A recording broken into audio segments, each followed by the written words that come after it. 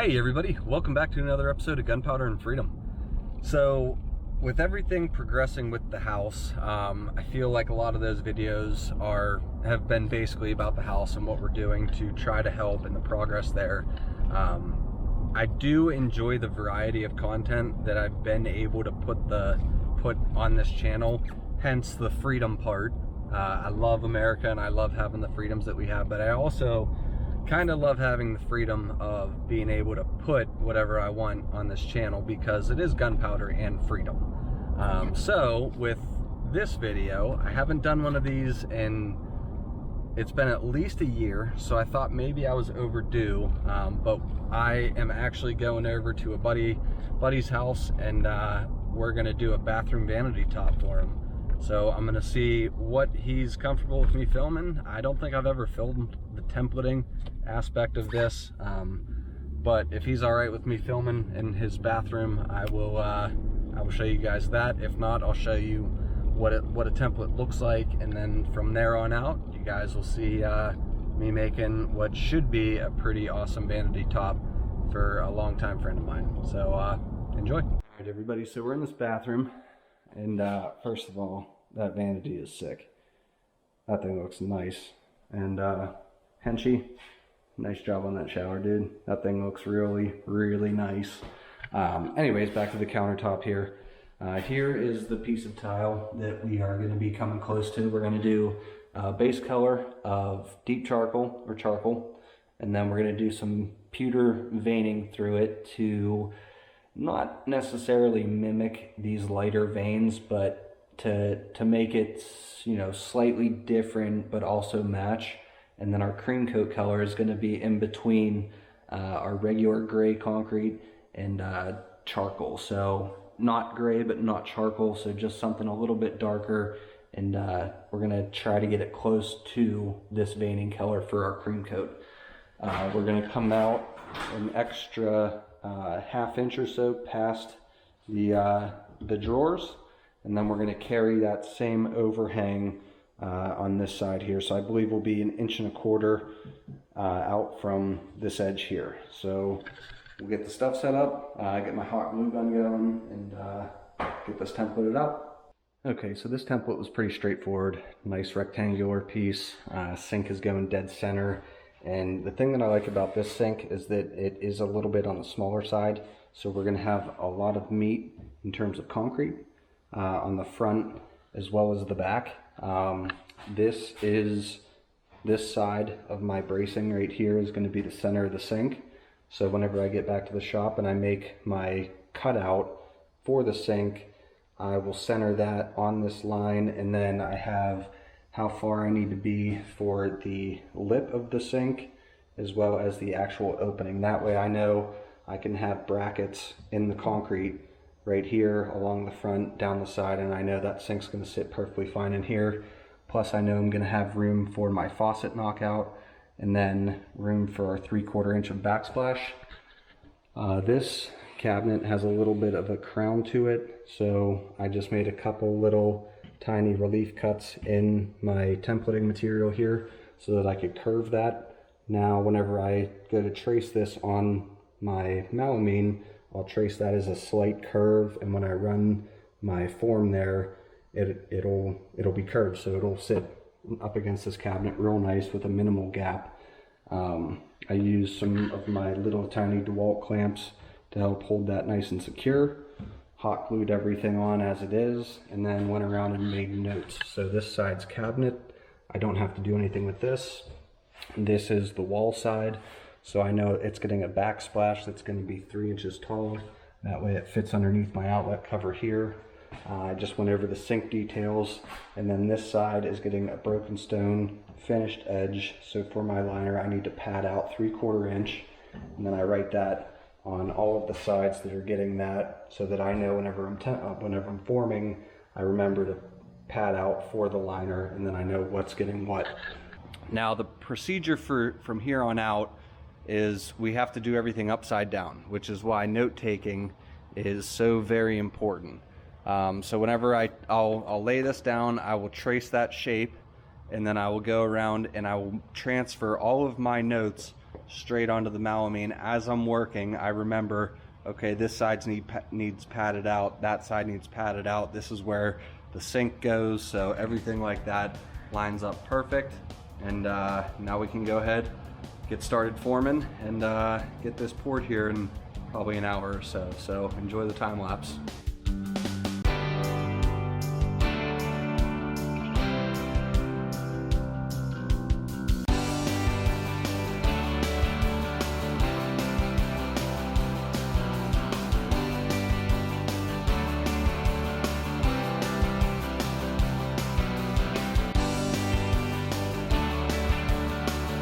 Alright, so fast forward, I got the liner put in. We're doing a broken stone live edge on this vanity top.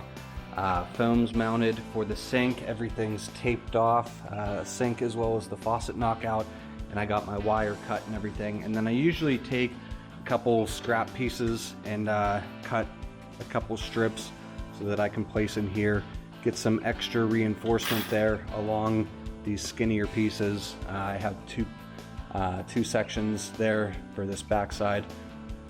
Just transportation, the most vulnerable part of these countertops are these corner pieces, so we want to do everything we can to make sure they're protected. And I'm going to go ahead, get the wire moved out, leaf blow clean, and then sprinkle some pewter coloring through here to give us that nice light veining look. And then go ahead, fire up the mixer, get that warmed up, get mixing everything up. Obviously we're doing everything inside because we have about a foot of snow outside, so we'll do that, and then cleanup has to be done outside, so that kind of stuff. But enjoy the time lapse.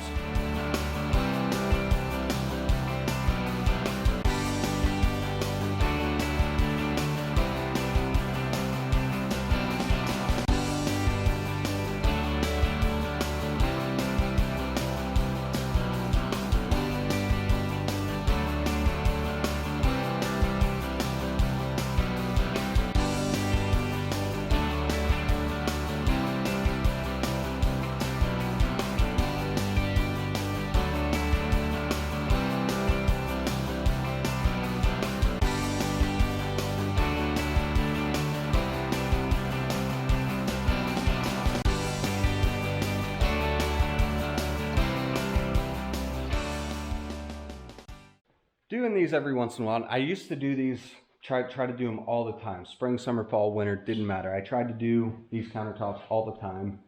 And now that I've kind of tapered back to really trying to do them in the winter time when I'm slower, I always forget how much they hurt my back. So if you're gonna try doing this on your own, just prepare for a little bit of back pain and a little bit of rest after. But basically, if you're looking for a how-to video and information on every step and why we do things the way we do, you can check out the series I have on here called Gotta Pay the Bills. Here's a link to the first video. But basically, I kind of did some things in this one that were a little bit different. So number one, we started off with a nice tight mix of our concrete mixture that we use. Usually when I do something like this with the colored veins running through it, I try to pour that a little bit tighter, make those little hamburger patties like you guys saw, lay them in, and then don't touch them. Most of the time we do that, we're looking for a lot of variation in color because we have our integral color that we dye the concrete, we have our veining color, and then we have our cream coat color. So not packing the concrete in leaves us with big giant cavities that we can fill in with a tertiary, if you would, a third color to give it that extra little bit of character. For this particular set, they said, you know, just keep it minimal. We'd like to see minimal cavities and minimal air pockets. So after I got everything all laid in there, I went through and gently pushed down, straight down, tried not to wiggle it because if you wiggle it, you're going to smear those veining lines and they're not going to look as good. So pushing them down to smush everything together and try to get rid of all of those air pockets.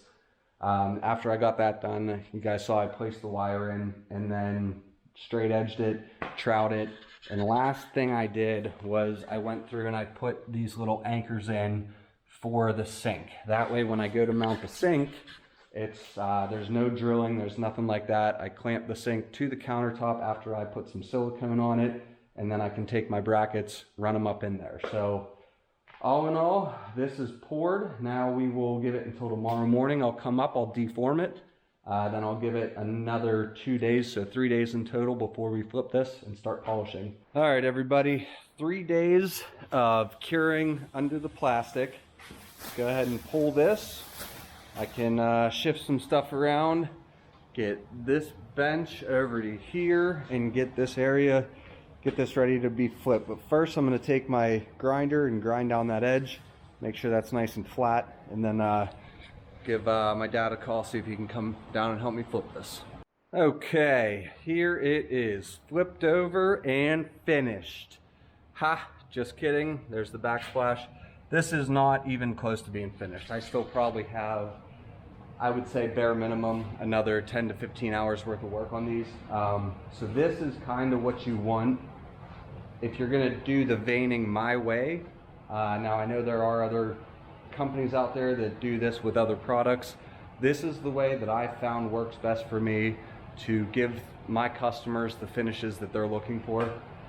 It does look really blotchy and bold and not natural at all. So what we're going to do is we're going to take our DS301 wet concrete polisher, put our 50 grit pads on it, and go over this pretty quick. What that's going to do is it's going to grind off a lot of this excess color and open up more of these pores. Now that is a conversation that I have with every customer. The way we do these, we always end up with pores, always. Concrete has air in it. It's impossible to get every single pore closed. Even when you are deliberately trying to, you will still end up with pinholes like this, especially when you're grinding. So 50 grit polishing pads, and then we'll swap them off. We'll do the 200 grit polishing pads. We go from 50 to 200. That way the 50s grind off a lot of the top really quick, and then the 200s just kind of polish everything and very minimal grinding. The 200 grit polishing pads leave the surface smooth but rough enough that our sealer binds to it really nice.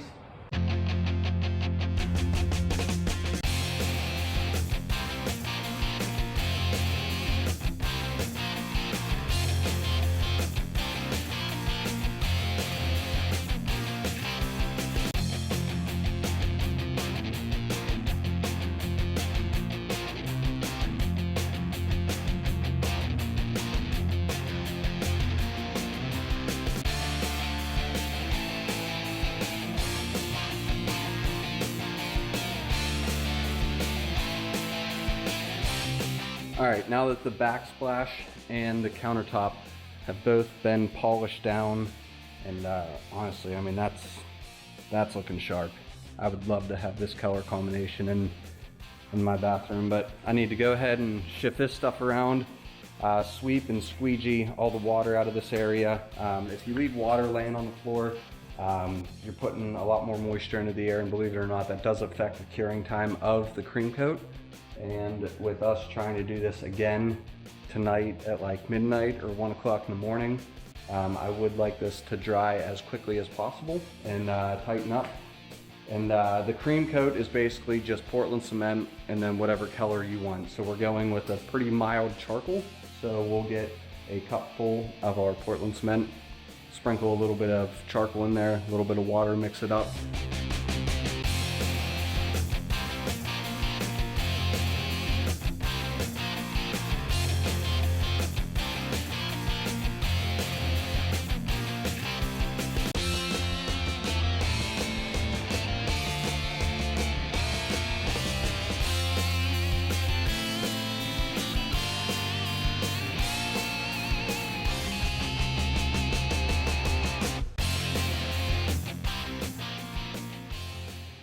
All right, everybody, so the day after we got home from Vegas, up here ready to start polishing. I was gonna come up and do this last night, but we got home about 4:30 yesterday afternoon, and I was just so unbelievably tired that it was like we ate dinner and then I passed out. So up here now to get the second round of polishing, second round of cream coating done, and then either be up here later tonight or first thing tomorrow to do the hopefully final polishing. After that, we can let it dry and get it ready for sealer. So we'll get the camera set up, get the polisher set up, and get this thing going.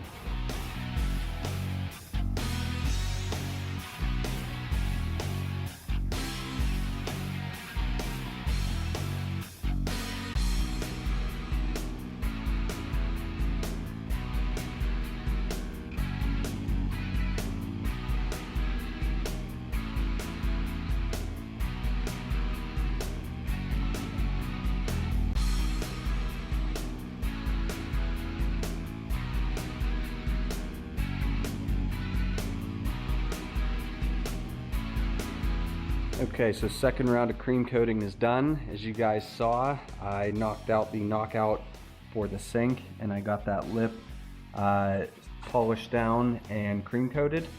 We had a couple larger pores on these sides, so you want to make sure you get all those filled in, so then that way your sealer stays nice. When you wipe off the counter, you have water, you know, any dirt particles or anything that might be up here coming down. You don't want them getting hung up in any open pores there. So now that first coat of cream coating was done a few days ago, all of these larger pores were filled in. That's going to help make second round of cream coating dry up and tighten up really quick. Main reason is we don't have nearly as much water and moisture sitting in those pores. So one of the benefits of moving back in with my parents while we're building our new house is that the shop is a short walk away. Now, I did go up to the shop last night around midnight, 1 a.m.-ish, just trying to get this vanity top wrapped up. But when I was cream coating them, there were still some pores that weren't completely filled. And frankly, I just kind of wanted to get it done, and I figured I would give you guys an overview. But I had to cream coat them again and just try to get all of those pores filled up.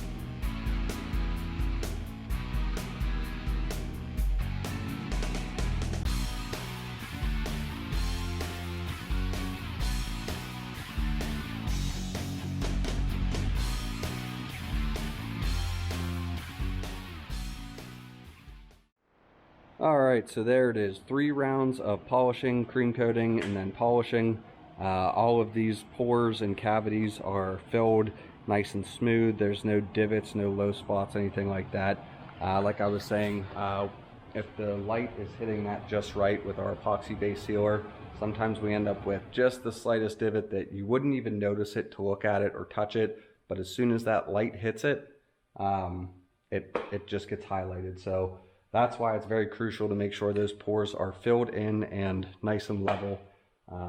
I took the compressed air, blew it all off, got it as dry as I could with that. The backsplash here, this has been sitting for a few days without getting any water on it, so you can see that's basically white. That's kind of what we want this to look like. As soon as we put the sealer on it, it kind of pulls all that color back out, makes it look nice and colorful again, and we can go ahead and get this one sealed up. So playing the waiting game now. Hopefully it's ready for sealer tomorrow. If not, it's patience. So we'll see you guys back here then. All right, everybody, so just got back to the shop. The countertop looks nice and dry. I don't see any spots that indicate there's moisture being held. You would notice that by like it looking really flat and dull here, and then like just a little bit darker. And I'm pointing to the edges because typically it is the edge that holds the moisture. So we got everything we need. We got our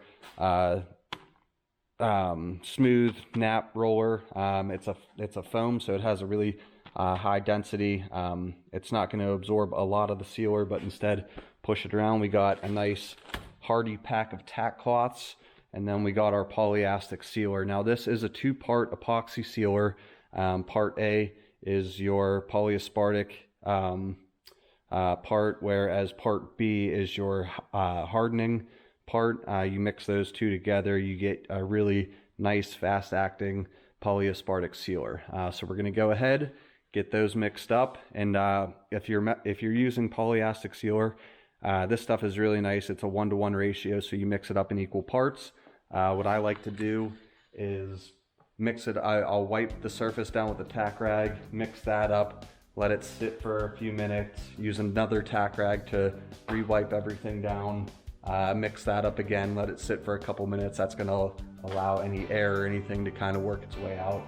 Then dump it on, roll the sealer on, and then we want to make sure we get a second coat on this in about 2 hours. You don't want to wait longer than 4 hours. If you do, you run the risk of the top delaminating, the surface binding failing. So we'll get that done. We'll get second coat done in 2 hours, but no later than 4 hours.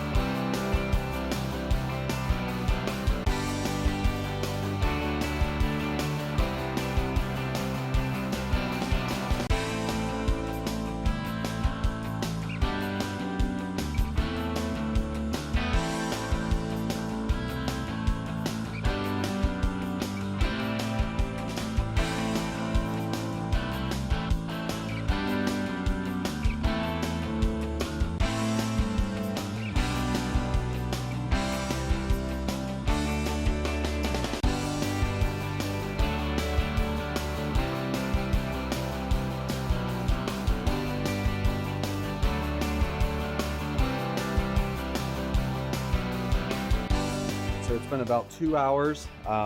First coat of sealer is actually pretty tight, lightly touching it. It's not tacky or anything, but I can still feel it's a little soft. So we do have some air bubbles. Like I said, I kind of expect that on first coat. So we'll go ahead, get another coat mixed up, and get second coat on. Enjoy the time lapse.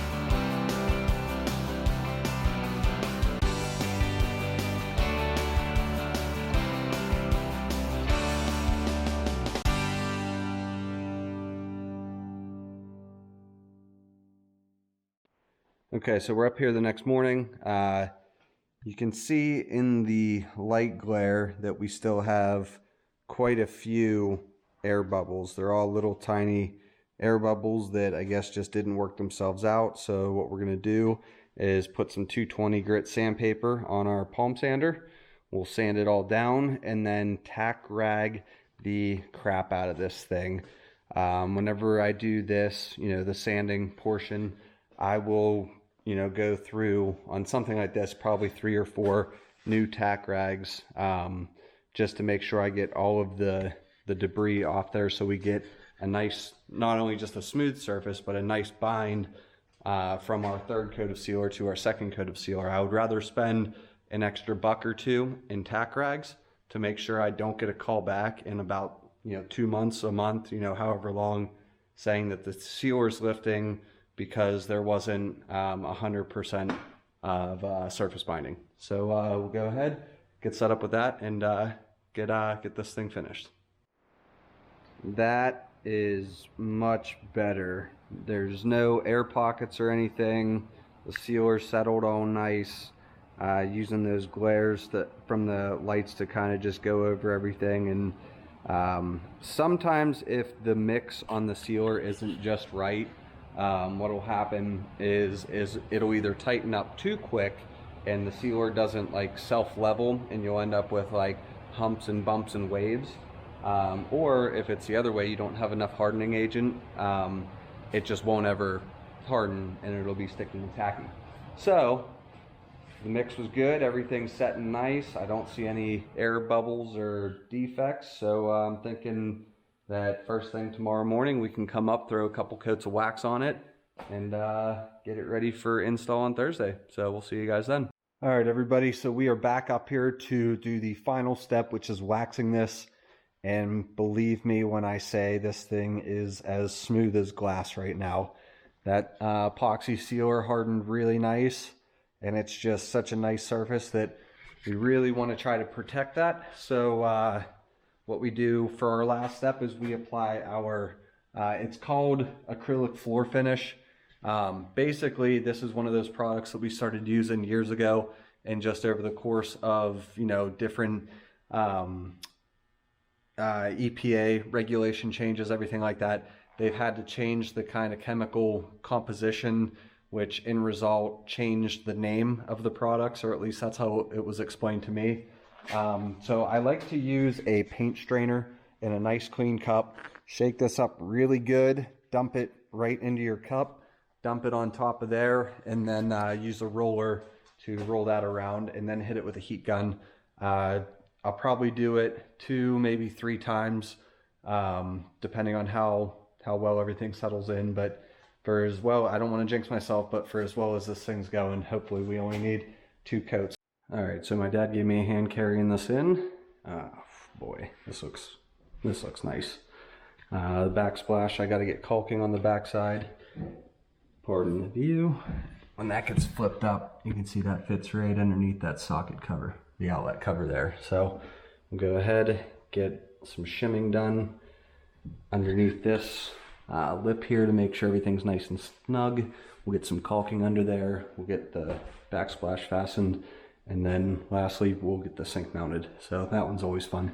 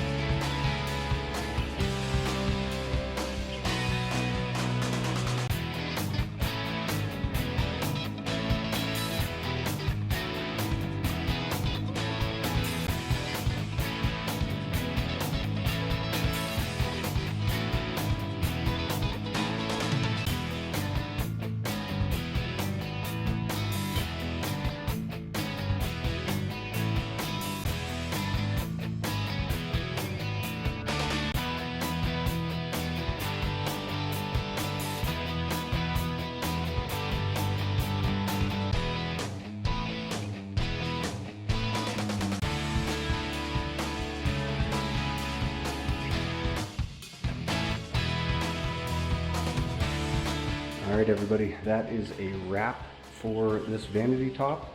This was a deep charcoal base with pewter veining and a charcoal cream coat, and finished it off with our broken stone face.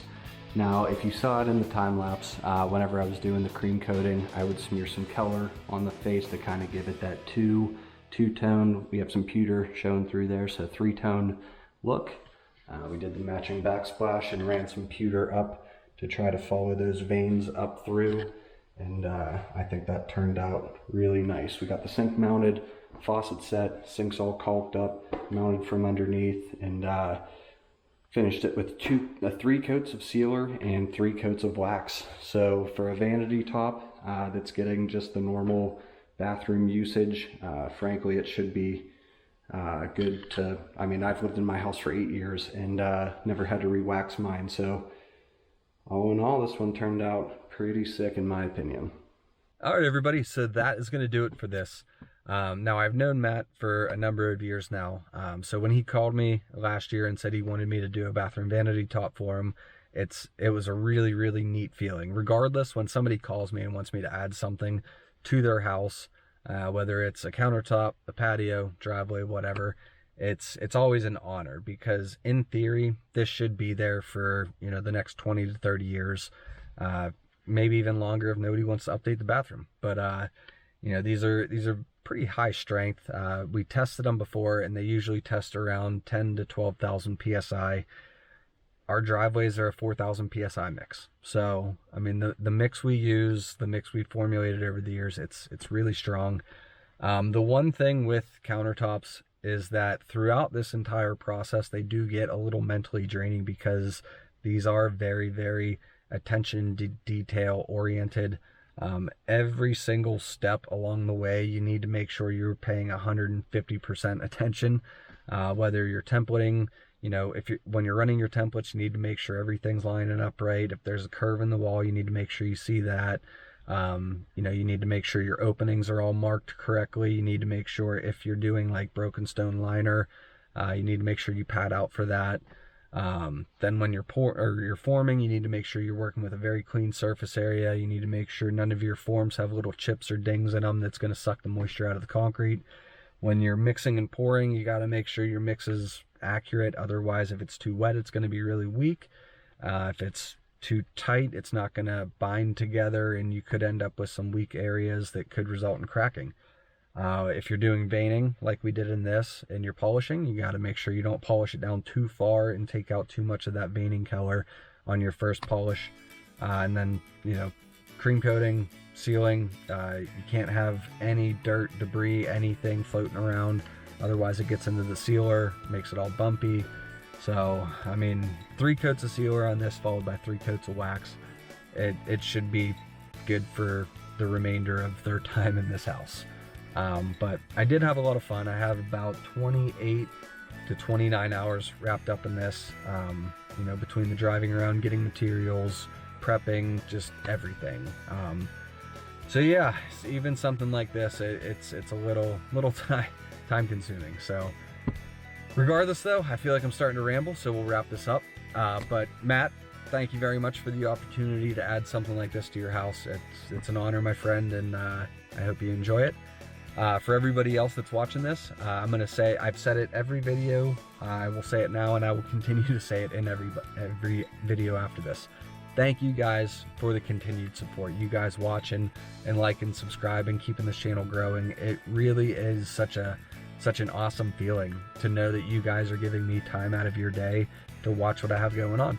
And I feel pretty honored that I'm offering a wide variety of content, and you guys are choosing to tune in and watch. So thank you guys very much. So thank you guys for tuning in to another episode of Gunpowder and Freedom. If you liked what you saw, please click the like and subscribe. Don't forget to like us on Instagram. Don't forget to check out the description for some links. And if you have any questions about this, you can check out the Gotta Pay the Bills series that I did a while ago. I did each step really involved and really detailed as I was going. If you don't feel like doing that, just drop me a comment, ask me your question, and I'll do my best to get it answered. So thank you guys. We'll see you next time. Have a great day.